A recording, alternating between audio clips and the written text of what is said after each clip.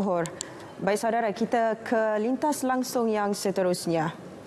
Keistimewaan buah tin menjadi inspirasi kepada dua guru yang melebarkan hobi mereka untuk menjana pendapatan sampingan. Dan paparan ini akan dibawakan dalam Berita Wilayah di Perak bersama rakan penyampai Muhammad Nasri Muhammad Nisyarah. Silakan.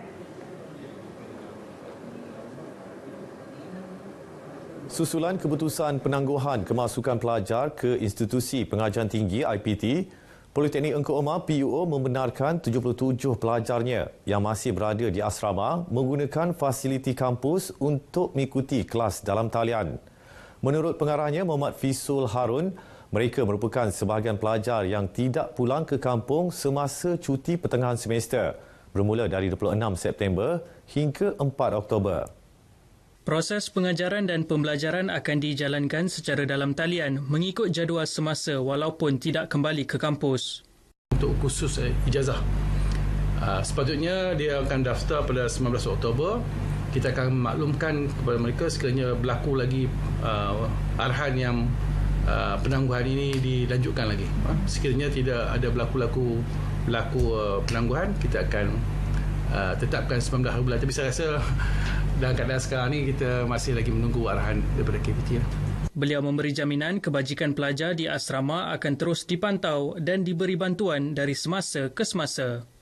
Kita tahu ada banyak tomahan negatif yang diberikan oleh pelajar dan juga masyarakat, tetapi nilai keselamatan dan juga kesihatan pelajar itu lebih penting. Memang kita tahu wang telah dilaburkan, tenaga telah dibuatkan dan juga banyak lagi perkara yang itu, tapi nilai keselamatan pelajar tu dan juga kesihatan pelajar paling penting. Langkah itu adalah perlu untuk bagi kurangnya berlakunya penyebaran dan langkah keselamatan dia dapat menyebabkan keselamatan lah, menjaga keselamatan student lagi daripada berlaku penyebaran itu. Penonton tidak dibenarkan bergambar dengan produksi. Antara langkah diambil Jabatan Kebudayaan dan Kesenian Negara JKKN Perak bagi mengekang penularan pandemik COVID-19. Ketetapan lain turut diambil termasuk kawalan kemasukan terhad 150 orang pada satu-satu masa. Buat masa ini kita perlu boleh dilaksanakan, tetapi perlu mematuhi SOP-SOP yang ketat.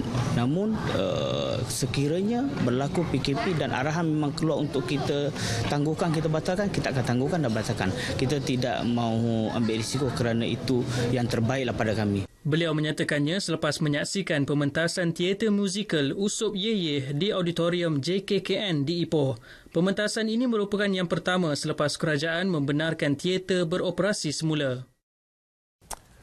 Buah tin biasanya ditanam di negara-negara Asia Barat. Teksturnya yang lembut dan rasa lemak manis antara faktor ia digemari ramai. Meskipun mendapat permintaan tinggi terutama dipasarkan secara segar, tetapi masih tidak ramai yang berani mencuba untuk menanamnya di negara ini. Wartawan Nur Syahana Kamarudin bertemu usahawan tani buah tin di Ipoh, antara yang berani mencuba nasib di bidang ini. Bermula dengan hanya sebagai hobi, seorang usahawan buah tin Hawari Wanik 33 tahun kini mampu menjana pendapatan sehingga RM40,000 dalam jangka masa setahun. Dia yang mula mengusahakan tanaman buah tin secara kecil-kecilan pada 2014 di kawasan rumahnya, jatuh cinta dengan keunikan dan khasiat buah tersebut. Setakat ini kami mengusahakan sendiri, kami tiada pekerja tetap. Kami hanya meluangkan masa di waktu petang sebagai hobi dan sebagai satu riadah kepada kami, dan setakat ni kami tak dapat sebarang bantuan lah daripada Jabatan Pertanian kerana lebih kepada aktiviti hobi sajalah. Menyedari permintaan tinggi dengan modal RM60,000, Hawari mengambil langkah berani mengusahakan tanaman ini secara besar-besaran di sebuah ladang di Ulu Cepo. Seorang rakannya, Muhammad Hafiz Helmi Mak Hashim, turut sama melabur mengusahakan tanaman ini. Sehingga kini, mereka telah menanam lebih 500 anak pokok buah tin terdiri daripada 50 varieti spesies untuk pasaran tempatan. Selain menanam buah tin, kedua-dua usahawan tani ini turut menghasilkan produk berasaskan buah tin seperti minyak herba pokok tin, aiskrim buah tin dan teh daun tin. Buah tin atau nama saintifiknya Ficus carica kebiasaannya didapati dari negara 4 musim seperti Turki, Australia dan juga Asia Barat. Namun dengan perkembangan terkini menggunakan sistem tanaman fertigasi, buah tin yang ditanam secara organik ini kini boleh didapati secara segar. Hasil daripada inisiatif dua cikgu muda yang menanamnya mula sejak 2015. Laporan Nur Syahana Kamarudin, Berita RTM. Setakat ini sahaja perkembangan dari Perak kembali semula ke Angkasa Puri. Salam hormat. Terima kasih Nasri langsung dari Perak. Baik saudara, berita wilayah